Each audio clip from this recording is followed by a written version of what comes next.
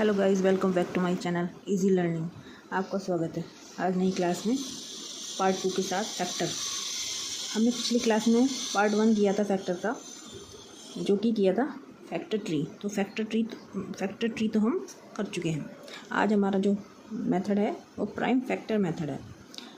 इससे हम अब क्वेश्चन को सॉल्व करेंगे। अब वो उसमें मैंने बहुत अच्छे से फैक्टर ट्री का अच्छे से समझा दिया था। तो चलिए अब नेक्स्ट आते हैं प्राइम फैक्टर। तो प्राइम फैक्टर का तो नाम सही में ही प्राइम है। तो सबसे पहले मैंने पिछले वीडियो में बताया था कि प्राइम फैक्टर मतलब फैक्टर का जो डिवीज़न किया जाता है वो प्राइम नंबर से किया जाता है। तो चलिए फिर इसका नाम भी प्राइम फैक्टर। तो हम एक बार फिर से प्राइम नंबर यहाँ पर लिख लेते हैं कि यहाँ पर कौन कौन से नंबर से हम डिवीज़न करेंगे। तो प्राइम नंबर्स लिख लेते हैं यहाँ पर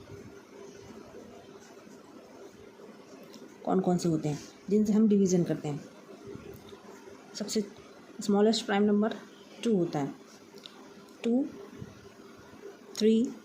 और प्राइम नंबर्स कौन से होते हैं मैंने बताया था। प्राइम नंबर केवल अपनी ही टेबल में आते हैं और किसी की टेबल में नहीं आते हैं, वो प्राइम नंबर्स होते हैं। जैसे 2, 3, 5, 7, 11, 13, 17 एंड डैश ऑन। मतलब इसी तरह के होते हैं जो किसी की टेबल में नहीं आते, अपने टेबल में ही आते हैं। तो ये आपके प्राइम नंबर, इसलिए मैंने रिवीजन करा दिया इसका कि प्राइम नंबर से ही हम फैक्टर को डिवाइड करते हैं। और इसका तो नाम ही प्राइम फैक्टर इसीलिए है क्योंकि प्राइम नंबर से ही डिवाइड किया जाता है। चलिए हमने यहाँ पर एक क्वेश्चन लिया है 256। अब हम इसका फैक्टर ट्री से ना करके प्राइम फैक्टर से डिवीज़न करेंगे और इसके प्राइम फैक्टर निकालेंगे। चलिए स्टार्ट करते हैं। पहला क्वेश्चन 256। अब 256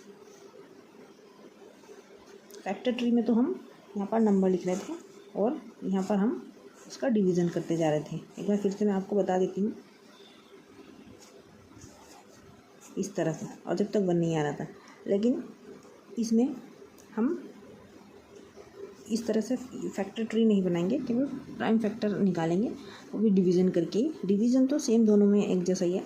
चलिए अब चेक करते हैं कि इसको चेक करने का तरीका क्या है कि हमें कौन सा नंबर लेना चाहिए डिवीज़न में। पीछे 6 है और 6 2 की और 3 की दोनों की टेबल में आता है। इसका मतलब इसमें 2 भी लिया जा सकता है और 3 भी लिया जा सकता है। तो चलिए हम 2 से ही शुरुआत करते हैं। चलो तो 2 यहाँ रखेंगे और इसको 2 से इसको डिवाइड करके जो आंसर आएगा वो हम इसके नीचे रखेंगे। 2 1 जा 2, 5, 2 2 जा 4 एंड 2 8 जा 16। तो अगर यहाँ पर नीचे रिमाइंडर में 0 नहीं और कुछ और नंबर आता है तो आप समझ सकते हैं कि इसका आंसर पूरा सही नहीं आया है या ये प्राइम फैक्टर है ही नहीं। प्राइम फैक्टर होने की पहचान यही होती है कि उसका रिमाइंडर 0 होना चाहिए किसी भी नंबर का। तो चलिए इसका आंसर आया 128।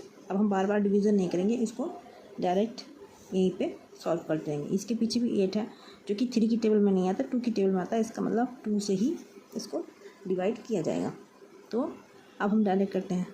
तो 2 6 जा, क्योंकि दोनों नंबर लिए जाएंगे, 12, 2 4 जा 8। इसके पीछे भी 2 है जो कि 3 की टेबल में नहीं आता, तो 2 से ही डिवाइड करेंगे। 2 3 जा 6, 2 2 जा 4, 2 1 जा 2, 2 6 जा 12, 2 8 जा 16, 2 4 जा 8 और 2 2 जा 4 और 2 1 जा 2। इसमें भी सेम यही था कि जब तक नीचे 1 नहीं आ जाता तब तक हम उसको डिवाइड करते रहेंगे। और इसमें भी जब तक नीचे 1 नहीं आ जाता है तो तब तक हमारा प्राइम फैक्टर कंप्लीट नहीं होगा। तो आप देख सकते हैं यहाँ पर कितने 2 कितनी बार आया है। तो जितनी बार ये 2 आया है उतने ही मतलब 2 की मल्टीप्लाई हम उतनी बार करेंगे तो इसका आंसर ये आएगा।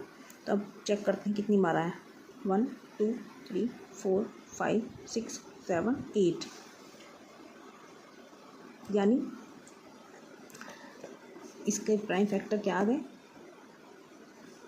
लिख देते हैं 2 multiply 2 multiply 2 multiply 2 multiply 2 4 5 6 7 and 8। तो इसके प्राइम फैक्टर ये आ गए। इसको हम शॉर्ट में 2 की पावर 8 भी लिख सकते हैं। ये इसका आंसर है। चलिए अब नेक्स्ट क्वेश्चन हम 147 का लेते हैं। अब हम नेक्स्ट क्वेश्चन पे आते हैं 147। इसका हम प्राइम फैक्टर निकालते हैं 1 4 7। Same process. अब आप इसको भी चेक करेंगे। अब देखें यहाँ 2 और 3 में से क्या लें। 7 जो है वो 2 की टेबल में तो नहीं आता और आता तो 3 की में भी नहीं है, लेकिन फिर पूरे नंबर को चेक करते हैं कि अगर इस हम पूरे नंबर को 3 से डिवाइड करें तो ये कैंसिल हो जाएगा या नहीं। चेक करते हैं, ओरली चेक करते हैं पहले। 3 4 जा 12 और 2 जो कैरी बचेगी वो 2 के साथ मिलके 27 बनाएगी, जो कि 27 3 की टेबल में आता है। इसका मतलब हम इसे 3 से आसानी से डिवाइड कर सकते हैं। 147 3 4 जा 12 2 7 3 9 जा 27। तो ये इसका रिमाइंडर भी 0। इसका मतलब ये नंबर प्राइम फैक्टर होगा। तो यहाँ पर ये नंबर आया 49। अब हम चेक करेंगे कि ये 3 से डिवाइड होगा या इससे कोई और नंबर हमें लेना पड़ेगा।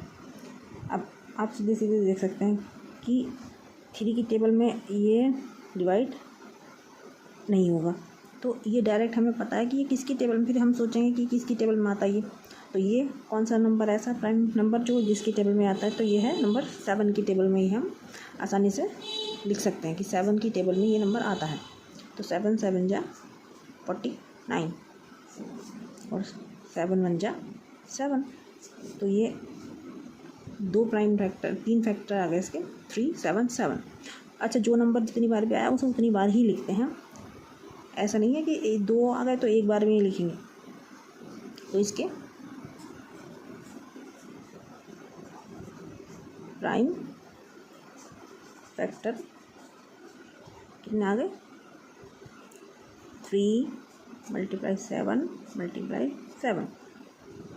यही इसका आंसर है। आई होप आपको मेरा ये मेथड प्राइम फैक्टर का मेथड अच्छे से समझ में आ गया होगा।